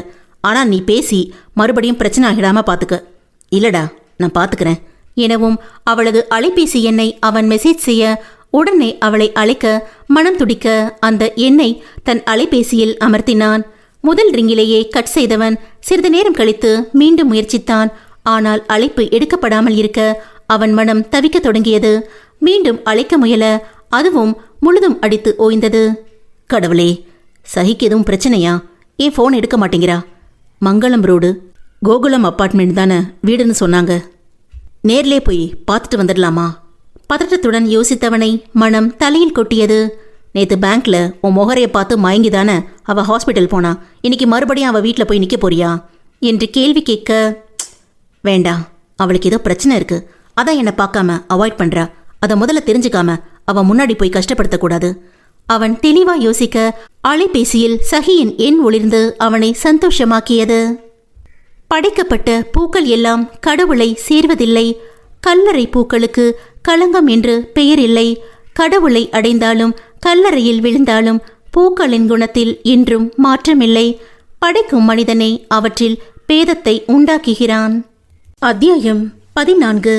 அலைபேசியை ஆவலுடன் எடுத்து காதுக்கு கொடுத்த நிதின், ஹலோ எனவும் எதிர்ப்புறத்தில் இருந்து, யார் பேசுறீங்க என்றாள் சாதனா. சஹி, நான். அவன் தொடங்குவோமே புரிந்து கொண்டவள், நிதினா என்றாள். அவளது கேள்வியிலேயே அழைத்தது சஹானா அல்ல என தெரிய, சாதனாவா என்றான். எதுக்கு கால் பண்ணீங்க நிதின்? அது சஹி இன்னைக்கு லீவுன்னு கேள்விப்பட்டேன், அதான் உடம்புக்கு எப்படி இருக்குன்னு தெரிஞ்சுக்கலான்னு கூப்பிட்டேன். அவன் கேட்டதற்கு பதில் சொல்லாமல் ஒரு நீண்ட பெருமூச்சை வெளியிட்டவள், அவ தூங்குறா, கொஞ்ச நாளைக்கு நீங்க கால் பண்ண வேண்டாமே ப்ளீஸ் எனவும் அவனுக்கு தர்ம சங்கடமாகிவிட்டது. சாரி, லீவாச்சே, உடம்புக்கு முடியலையோன்னு பயந்துதான் கால் பண்ணேன், தொந்தரவு பண்ணியிருந்தா சாரி. அவனது குரலில் விழிந்த வலியும் கவலையும் அவளுக்கு தெரிய எப்படி அவனுக்கு புரிய வைப்பதென்று யோசித்தாள். சாரி நிதின், உங்களை ஹர்ட் பண்ணணும்னு இப்படி சொல்லல. இப்போதைக்கு அவகிட்ட பேச நீங்க எந்த முயற்சி எடுத்தாலும் அவளுக்கு நல்லதில்ல, அதான் சொன்னேன் எனவும் குழம்பினான். ஏன், நான் பேசினா என்ன ப்ராப்ளம்? அவளுக்கு என்னதான் பிரச்சனை? வேற யாரோடவும் நிச்சயம் ஆயிடுச்சா, இல்ல கல்யாணமே முடிஞ்சிருச்சா? ஏன் என்னை பார்க்கக்கூடாதுன்னு நினைக்கிறா? ப்ளீஸ், எதுவா இருந்தாலும் சொல்லுங்க. இவ்வளோ நாள் அவளை பார்க்காம இருந்தது கூட பொறுத்துக்கிட்டேன், ஆனா பார்த்தும் அவளோட பேசாம இருக்கிறது ரொம்ப பெரிய கொடுமையா இருக்கு. வேதனையுடன் வார்த்தைகளை விட்டான். அவன் சஹானாவின் மீது கொண்டுள்ள அன்பை நினைத்து மனம் நெகிழ்ந்தாலும் அவளால் எதையும் சொல்ல முடியவில்லை. நிதின், உங்க ஃபீலிங் எனக்கு புரியாம இல்ல, ஆனா இப்ப எதையும் சொல்ற நிலையில நாங்க இல்ல, கொஞ்ச நாள் வெயிட் பண்ணுங்க ப்ளீஸ் என்றவள் அவன் பதிலை எதிர்பாராமல் அழைப்பை துண்டித்தாள். மனம் சஹாவுக்காக துடித்தது. கடவுளே, எப்பேற்பட்ட அன்ப என் சஹா இழந்திருக்கா? அவளோட துன்பங்களுக்கெல்லாம் ஒரு விடியல நீதான் காட்டணும். சஹா அப்பொழுதும் உறங்கிக் கொண்டிருக்க அறைக்கு வெளியே நின்று பேசிக் கொண்டிருந்தவள் கன்னத்தில் விழுந்த கண்ணீரை துடைத்து உள்ளே செல்ல சசிகலா அவளையே பார்த்து கொண்டிருந்தார். போன்ல நிதினா? அவர் கேள்விக்கு இவள் தலையாட்டவும் ஒரு பெருமூச்சை வெளியேற்றியவர் மனமும் கனத்திருந்தது. கண்மூடியை சுயமறியாமல் உறங்கிக் கொண்டிருந்த மகளின் தலையை கோதிவிட்டவர் கண்கள் அன்னிச்சையாய் கலங்கி நிற்க மௌனமும் கனத்து கிடந்தது. சஹானாவின் மொத்த வழியின் உருவமாய் சோஃபாவில் உறங்கிக் கொண்டிருந்த குழந்தையை நோக்கிக் கொண்டே அன்னையின் அருகில் வந்து அமர்ந்தாள் சாதனா. அம்மா, கவலைகள் எப்பவும் பிரச்சனைய குறைக்காது, அது நம்ம நிம்மதியத்தான் குறைக்கும். பிரச்சனைய எப்படி கடக்கிறதுன்னு தான் நாம யோசிக்கணும். மகளின் வார்த்தையை கேட்டு நிமிர்ந்த சசிகலா, ஆனா இவ பிரச்சனைய எப்படி தீக்கிறதுன்னு எனக்கு புரியலையேம்மா என்று சொல்லும் போதே கண்ணீர் வழிந்தது. இவ்வளோ நாள் எந்த நம்பிக்கையும் இல்லாம இருந்த நமக்கு இப்போ ஒரு வழி கிடைச்சிருக்குமா? நிதின் இவ மேல வச்சிருக்கிற காதல் உண்மையா இருந்தா அந்த நம்பிக்கை நிச்சயம் பழிக்கும் என்றால் உறுதியாக. அந்த புள்ளைகிட்ட எதுவும் சொல்லக்கூடாதுன்னு இவ சொல்லிட்டாளே. ஒரு நல்லது நடக்கணும்னா அதுக்காக அவ சொன்னதை மீறினா தப்பு இல்லைன்னு எனக்கு தோணுது. நடந்ததெல்லாம் தெரிஞ்சா அந்த புள்ளையால தாங்கிக்க முடியுமா? இப்ப இவ மேல இருக்கிற பிரியம் அப்பவும் இருக்குமா? எதுவா இருந்தாலும் நல்லதாமா. பிரியம் இருந்தா நிதின் இவ வாழ்க்கையில வருவார், இல்லைனா இவ கண்ணில் படாம விலகியாச்சும் இருப்பார். அவர்கிட்ட சொல்லிடுறதா நல்லதுன்னு எனக்கு தோணுது அவள் யோசனையுடன் கூற. அதுதான் சரி என்பது போல் சசிகலாவும் கண்ணை துடைத்து கொண்டார். நான் நரேனுக்கு ஒரு போன் பண்ணிட்டு வரேமா சொன்ன சாதனா எழுந்து வெளியே செல்ல கவலையுடன் சஹாவையை பார்த்து கொண்டிருந்தார் அந்த அன்னை. நரேனுடன் பேசி முடித்தவள் யோசித்தாள். நரேன் சஹாவை பற்றிய விஷயங்களை நிதினிடம் கூறிவிடும்படி கூறினான். அவளுக்கு சொல்ல கஷ்டமாயிருந்தால் தான் நிதினிடம் பேசுவதாக கூறினான். அதை பற்றி யோசித்துக் கொண்டிருந்தவள் அந்த வார்டுக்குள் கவலையுடன் நுழைந்த நிதினை கண்டதும் திகைத்தாள். இவன் எப்படிங்க? யார் சொல்லியிருப்பாங்க? யோசிக்கும் போதே அவளை பார்த்து விட்டவன் புருவங்கள் முடிச்சிட்டு கொள்ள அவளிடம் வந்தான். சாதனா, நீங்க எங்க இங்க? சஹிக்கு எதுவும் பிரச்சனை இல்லையே என்றான் பதற்றத்துடன்.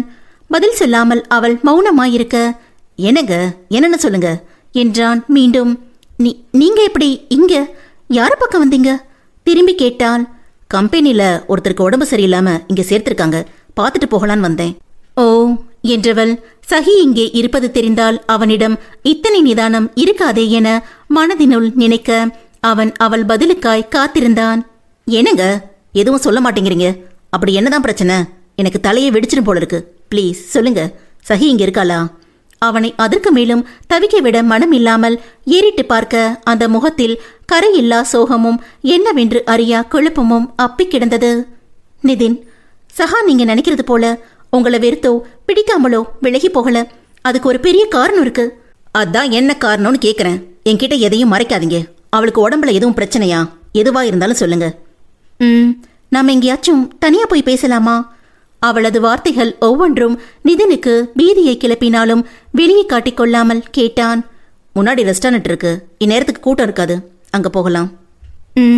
என்றவள் அன்னையின் அலைபேசிக்கு அழைத்து நிதினிடம் பேசப்போவதாய் சொல்ல, பக்குவமா சொல்லுமா, பாவம் அந்த புள்ள இதெல்லாம் கேட்டா எப்படி தாங்கிக்க போவதோ என்றார் கவலையுடன். நான் பாத்துக்கிறேமா என்றவள் நிதினுடன் நடந்தால். இருவரும் ரெஸ்டாரண்டில் நுழைந்து எதிர் எதிர் நாற்காலியில் அமரும் வரை எதையும் பேசவில்லை. அவள் என்ன சொல்ல போகிறாளோ என திகிலுடன் நிதின் காத்திருக்க அவனுக்கு எங்கிருந்து தொடங்கி புரிய வைப்பது என்ற யோசனையுடன் அவள் இருந்தாள். பேருக்கு ஆர்டர் கொடுத்த காஃபியும் வந்துவிட குடித்து முடிக்கும் வரை மௌனமே தொடர்ந்தது. நிதின், நான் இப்ப சொல்ல போறதை கேட்டு நீங்க அதிர்ச்சி அடையலாம். உங்களால எப்படி தாங்கிக்க முடியுமோன்னு பயமா கூட இருக்கு. அவள் சொல்லும் போதே அவன் கண்களில் கேள்வியும் பயமும் நிறைந்திருக்க, பரவாயில்ல சொல்லுங்க என்றான். ஒரு நிமிடம் குனிந்த சாதனா நிமிர்ந்த போது உணர்ச்சி வேகத்தில் கண்கள் சிவந்து கலங்க தொடங்கியிருந்தன. சஹா இப்போ வர்ஜின் இல்ல, ஸ்ரீகுட்டி அவ குழந்தைதான். முதல் வார்த்தையே அவன் தலையில் இடியாய் விழவும் அதிர்ந்தவன் அதை கிரகித்துக் கொள்ள சிறிது நேரம் எடுத்து நிமிர்ந்தான். என்ன, என் சஹிக்கு சஹிக்கு கல்யாணம் ஆயிடுச்சா? ஒருவேளை அவ கணவருக்கு ஏதாச்சும்? அவனது கேள்வியில் திகைத்தவள் அப்போதும் நிதின் நல்ல விதமாகவே யோசிப்பதைக் கண்டு வியந்தாள். இல்ல நிதின், அவளுக்கு கல்யாணமே ஆகல எனவும் உச்சபட்சமாய் அதிர்ந்தவன், என்ன சொல்றீங்க சாதனா என்று பதட்டத்துடன் கேட்க, சொல்றேன் என்றவள் ஆகாஷை பற்றி அவனால் நடந்த பிரச்சனைகளை பற்றி சுருக்கமாய் கூற அமைதியாய் கேட்டுக்கொண்டான். நல்ல விஷயம் தானே சாதனா, இந்த மாதிரி பொறுக்கிங்களை எல்லாம் உடனே தட்டி வைக்கணும், இல்லைன்னா பின்னாடி பெரிய பிரச்சனை ஆயிடும். நானும் அப்படித்தான் நினைச்சேன் நிதின். அவன் மேல போலீஸ்ல கம்ப்ளைண்ட் கொடுத்ததால லாக்அப்ல வச்சு நல்லா கவனிச்சு அனுப்புனாங்க. பணத்தை வச்சு வெளியே வந்தவனை அந்த காலேஜ்ல தொடர நிர்வாகம் அனுமதிக்கல. டிசி வாங்கிட்டு போயிட்டான். வெளியே வந்தவன் ஏதாச்சும் பண்ணிடுவானோன்னு நாங்க கொஞ்சம் பயத்துல தான் இருந்தோம். ஆனா அவன் ஏதும் பண்ணல. சில மாசத்துக்கு பிறகு அவன் அப்பா அவனை படிக்க லண்டன் அனுப்பி வச்சுட்டதா கேள்விப்பட்டோம். அதை கேட்டப்போ ரொம்ப நிம்மதியா கூட இருந்துச்சு. ஆனா அது எல்லாமே அவனோட பிளான்னு அப்ப எனக்கு தெரியல. அவள் சொல்ல சொல்ல அவனுக்கு பிபி எகிரிக்கொண்டே இருக்க அவள் தொடர்ந்தாள். சரி, இதுல சஹி எப்படி வந்தா என்றான் பயத்துடன்.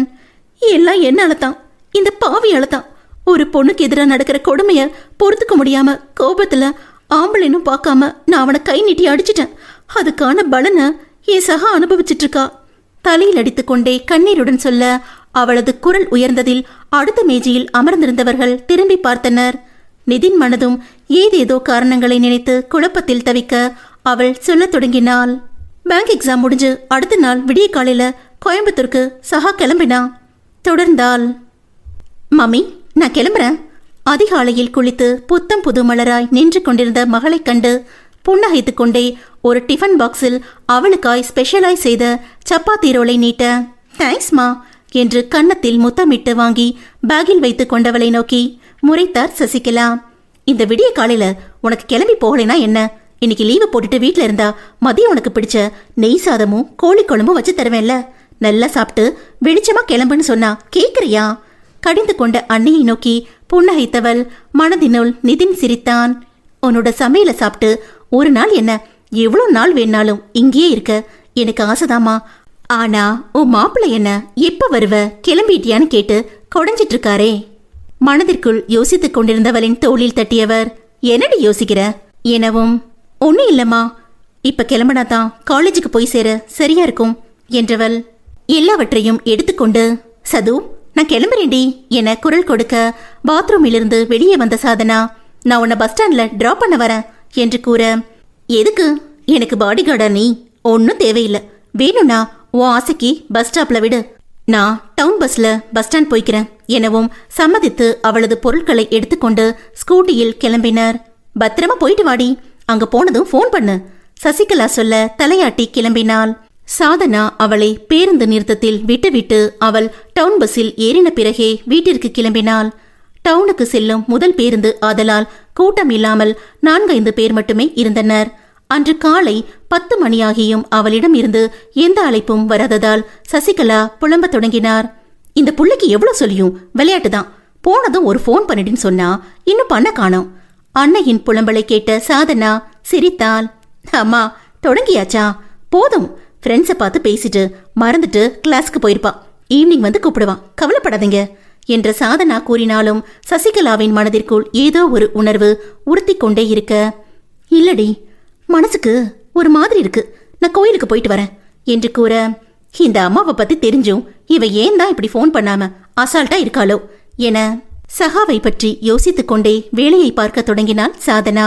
அன்று மாலை கடந்தும் அவள் அழைக்காமல் போகவே சசிகலாவை சகாவின் அலைபேசிக்கு அழைத்தார்.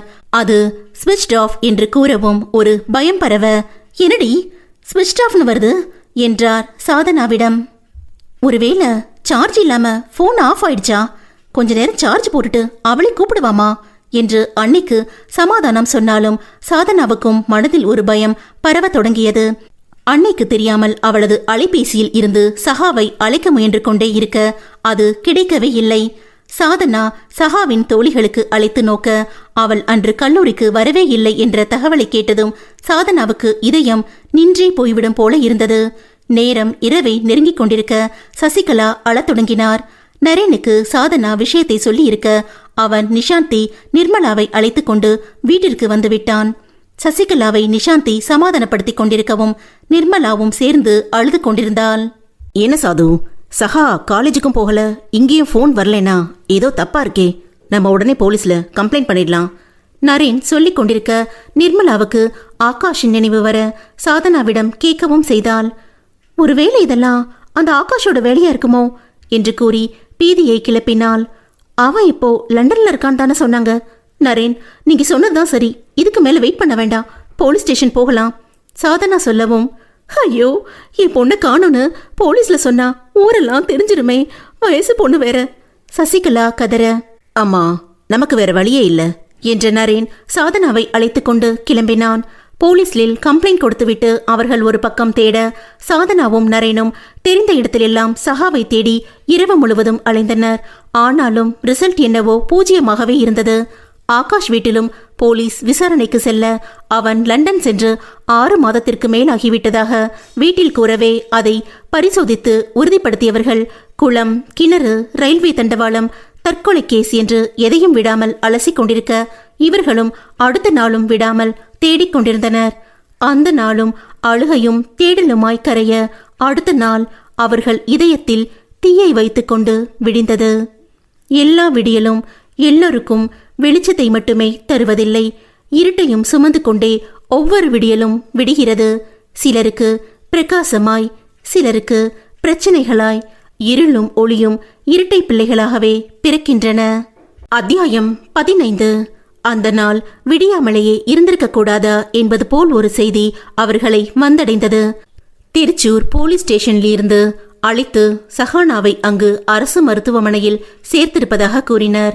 அவளை பற்றிய இவர்களின் கேள்வியில் 4-5 மிருகங்கள் ஒன்று சேர்ந்து அவள் உடலில் உயிரை மட்டும் மிச்சம் வைத்து எச்சில் இலையாய் குப்பை தொட்டி அருகே தூக்கி போட்டு போயிருப்பதாக வந்த செய்தியை கேட்டு சசிகலா பதறி மயங்கி விழுந்தார்.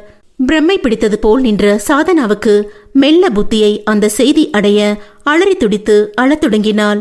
நிர்மலா அழுது கொண்டிருக்க ஒரு நிமிடம் அதிர்ச்சியில் உறைந்து நின்ற நரேன் வேகமாய் தண்ணீர் எடுத்து சசிகலாவின் முகத்தில் தெளித்து அவர் மயக்கத்தை தெளிவிக்க அவர் கதறத் தொடங்கினார். சாதனா, இது அழறதுக்கான நேரம் இல்ல, நம்ம உடனே திருச்சூர் போய் ஆகணும், கிளம்பு அவசரப்படுத்தினான். நானும் வரேன், என் பொண்ணை பார்க்கணும் என்று சசிகலா அடம் பிடிக்க அனைவரும் டாக்ஸியில் கிளம்பினர்.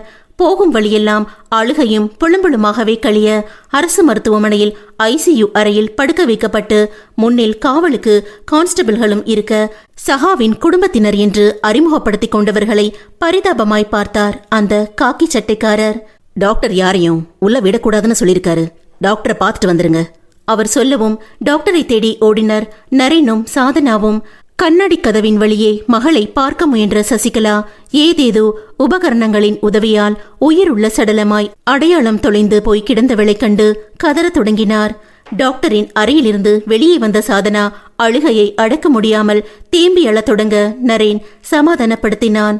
சாதனா, நீதான் அம்மாவுக்கு ஆறுதல் சொல்லணும். நீ இப்படி அழுதுட்டு இருந்தா எப்படி? எப்படி நரேன்? அவளை இவ்வளவு சித்திரவதை பண்ணிருக்காங்க. அவ யாருக்கும் எந்த துரோகம் பண்ணா? பொண்ணா பிறக்கிறதே பாவம்னு தோணுது. ஐயோ சஹா, நான் என்ன பண்ணுவேன்? அம்மா கிட்ட இத எப்படி சொல்லுவேன்? நரேனின் மனமும் டாக்டரின் வார்த்தைகளில் கதறிக்கொண்டிருக்க அவளது வார்த்தைகள் கண்ணீரை வரவழைத்தன. 2 நாள் முழுசும் 4-5 பேர் விடாம அவளை மாறி மாறி, ஐயோ நினைக்கவே பதறுதே. எத்தனை வழிய அனுபவிச்சாலோ இதுக்கு அவளை அந்த பாவிங்க கொன்னே போட்டிருக்கலாமே.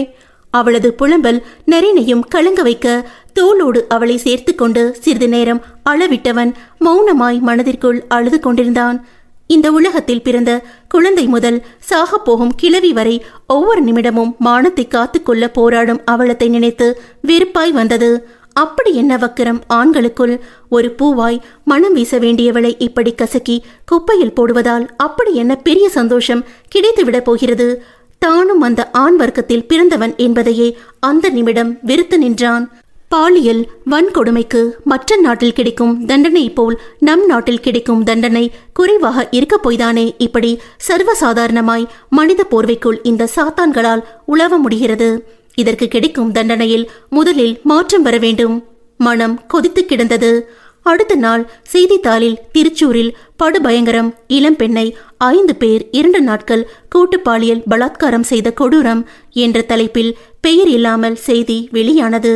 உதடு முகமெல்லாம் காயத்துடன் குற்றுயிரும் குறையுயிருமாய் அந்த பெண்ணை மருத்துவமனையில் சேர்த்திருப்பதாகவும் பாலியல் வன்கொடுமை செய்த 5 பேரை பற்றி போலீஸ் விசாரித்து வருவதாகவும் கூறியிருந்தனர். இவை எதையும் அறியாமல் 3 நாட்கள் மயக்கத்திலேயே கிடந்தால் சஹானா. 3வது நாள் உயிருக்கு ஆபத்தில்லை என்று நார்மல் வார்டில் தனி அறைக்கு மாற்றியிருந்தனர். நிஷாந்தியும் நிர்மலாவும் பாலக்காடு சென்று மாற்று உடைகளை எடுத்து வர நரேன் அவர்களுக்கு உதவியாய் அங்கேயே இருந்தான். சசிகலா அழுது அழுது கண்களில் கண்ணீர் வற்றி போயிருக்க அவ்வப்போது மகளை நினைப்பதும் கண் கலங்குவதுமாயிருந்தார். சாதனா அன்னையின் முன் அழாமல் காட்டிக்கொண்டாலும் தனிமையில் நரேனிடம் நிறைய அழுதாள். முழுமையாய் 3 நாட்கள் முடிந்த பிறகு சஹானா கண் விழித்தாள். அவளை சுற்றிலும் அனைவரும் கண்ணீருடன் நிற்க அவர்கள் யாரையும் பார்க்காமல் எங்கோ வெறித்தபடி கிடந்தாள். அழுகையோ கதறலோ எதுவுமே இல்லை. அதை கண்டு பயந்து போன சசிகலா பெரிதாய் அழத் தொடங்க அவர் பக்கம் திரும்ப கூட செய்யாமல் அதே வெறித்த பார்வையுடன் கிடந்தாள். அவளுக்கு நடந்தது மிகப்பெரிய கொடுமை எனும் போது அவள் தங்களை கண்டு எப்படி துடிக்கப் போகிறாளோ, கதறி அழப்போகிறாளோ என்று சாதனா பயந்திருக்க அது எதுவும் இல்லாமல் யாரையும் கவனிக்காமல் ஏதோ ஒரு உலகத்தில் இருந்தவளை கண்டு அதிர்ச்சியுடன் நோக்கினாள். சகா, ஏய் இங்கே பாருடி. அவளை தொட்டு உழுக்க அப்போதும் பார்வையை திருப்பவே இல்லை. டாக்டர் வந்து பார்த்துவிட்டு இப்ப டிஸ்டர்ப் பண்ண வேண்டாம் என்று சொல்லிவிட்டு செல்ல போலீசார் அவளிடம் விசாரிக்க வந்தபோது அதே மௌனம் மட்டுமே. அதை காண காண பதறியது சாதனாவுக்கு. எத்தனையோ முயன்றும் அவளை அழ வைக்கவோ எதற்கும் ரியாக்ட் செய்ய வைக்கவோ முடியவில்லை. அன்று இரவு அவள் உறக்கத்தில் ஏதேதோ அணத்திக் கொண்டு மெல்ல முணங்கினாள். டே, என்னை ஏண்டா இப்படி சித்திரவதை பண்றீங்க? பேசாம என்ன கொன்னுடுங்கடா பாவிங்களா. ஐயோ வலிக்குதே. இப்பதாண்டா ஒருத்தன் வந்தான். வேண்டாம் விட்டு, வலிக்குதே. நோ என்று சத்தமாய் அலறியவளின் உடம்பு கட்டிலில் தூக்கி போட கை கால்கள் இழுத்துக்கொண்டு பற்கள் நாக்கை பதம் பார்க்க உதடு ஒரு பக்கம் கோணிக்கொண்டு வாயில் நுரை தள்ள கண்கள் செருகி முதல் முறையாய் ஃபிட்ஸ் வந்தவளை அவளது அலறலை கேட்டு அருகே வந்த சசிகலாவும் சாதனாவும் அதிர்ச்சியுடன் நோக்கி நின்றனர். சாதனா சொல்வதை கேட்டுக்கொண்டிருந்த நிதின் அதற்கு மேல் பொறுக்க முடியாமல் நோ போதும் என்று கத்திக்கொண்டே உணர்ச்சி வேகத்தில் உடல் எங்கும் நரம்புகள் புடைக்க கோபமும் வேதனையுமாய் எழுந்து நின்றவன் சுற்றுப்புறம் மறந்து அழத் தொடங்கினான். சுற்றிலும் இருந்தவர்கள் வேடிக்கை பார்த்தது எதுவும் அவன் கவனத்தில் வரவில்லை. ஐயோ என் செல்லமே, உனக்கு இத்தனை கொடுமையா? உடம்பில் அமர்ந்து இரத்தம் உறிஞ்சும் கொசுவை கூட கொள்ளாமல் தட்டித்தானே விடுவாய். உனக்கு இப்படி ஒரு கொடுமை நடக்க அந்த ஆண்டவன் எப்படி சம்மதித்தான்? ஒவ்வொரு நிமிடமும் நரகத்தை உணர்ந்து கொண்டு எத்தனை வழிகளை தாங்கி இருப்பாய்.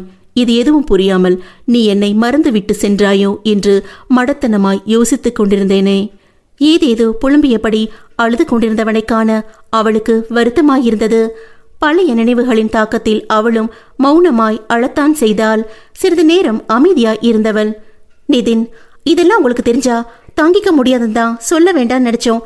ஆனா நீங்க காரணம் தெரியாம ரொம்ப தவிச்சு போறீங்களேன்னு தான் சொல்ல வேண்டியதா போச்சு. ப்ளீஸ் கண்ட்ரோல் யுவர் செல்ஃப் என்று சமாதானப்படுத்த முயன்றாள். சாதனா ப்ளீஸ், எனக்கு இப்பவே என் சகியை பார்க்கணும். அவ எங்க இருக்கா? கண்ணை துடைத்து கொண்டவன் எழுந்து தவிப்புடன் பரபரத்தான். நிதின், அவளுக்கு நேத்து நைட் ஃபிட்ஸ் வந்து இங்கே ஹாஸ்பிட்டல்ல தான் அட்மிட் பண்ணிருக்கோம்.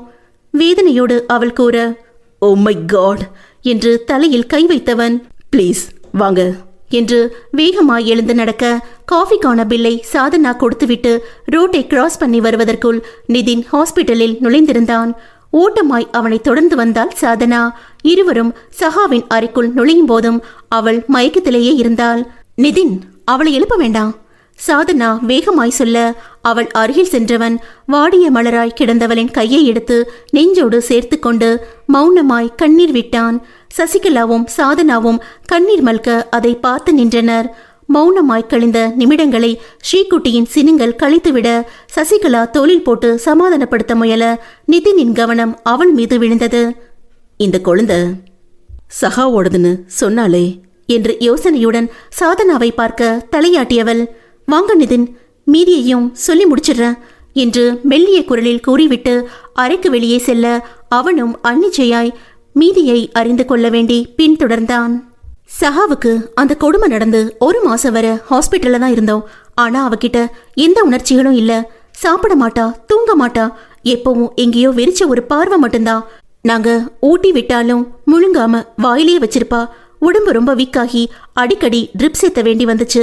அவளுக்கு அந்த சம்பவத்தோட அதிர்ச்சியிலையும் பயத்திலையும் மனநிலை பாதிக்கப்பட்டிருக்கலான்னு டாக்டர் சொன்னாங்க. அதுக்காக அங்க திருச்சூர்ல உள்ள ஒரு மனநல காப்பகத்துல சேர்த்தோம். நாங்க எப்பவும் அவ பக்கத்துல இருக்கணும்னு எங்களுக்கு ஒரு நண்பர் மூலமா நரேன் வீடு எடுத்து கொடுத்தாரு. தினமும் சஹாவுக்கு கவுன்சிலிங் பண்ணாங்க, சைக்கோ தெரபி ட்ரீட்மெண்ட் கொடுத்தாங்க. இப்படியே 3 மாசம் முடிஞ்ச சமயத்துல தான் எங்களுக்கு அடுத்த அதிர்ச்சி காத்திருந்துச்சு. சொன்னவள் ஒரு பெருமூச்சை வெளியேற்றிவிட்டு தொடர்ந்தாள். அந்த 5 பேர்ல எவனோட வித்தோ சஹா வயித்துல கருவா உருவாக்கி இருக்குன்னு டாக்டர் சொன்னப்போ நாங்க இடிஞ்சு போயிட்டோம். மனநிலை சரியில்லாம இருந்த அவளுக்கு இந்த குழந்தை வேணான்னு முடிவு பண்ணி அபார்ஷன் பண்ணவும் சொன்னோம். ஆனா அப்பதான் அடுத்த அதிர்ச்சிய எங்களுக்கு டாக்டர் சொன்னார். நிதின் விக்கித்து போன விழிகளுடன் கண்ணீர் தழும்ப கூட சொல்லாமல் கேட்டுக்கொண்டிருந்தான். அவ உடம்பு மனசு மட்டும் இல்ல, கர்ப்ப பாத்திரமும் ரொம்ப வீக்கா இருக்கு. இப்ப குழந்தைய கழிச்சா அது அவ உயிருக்கே ஆபத்தா முடியலான்னு.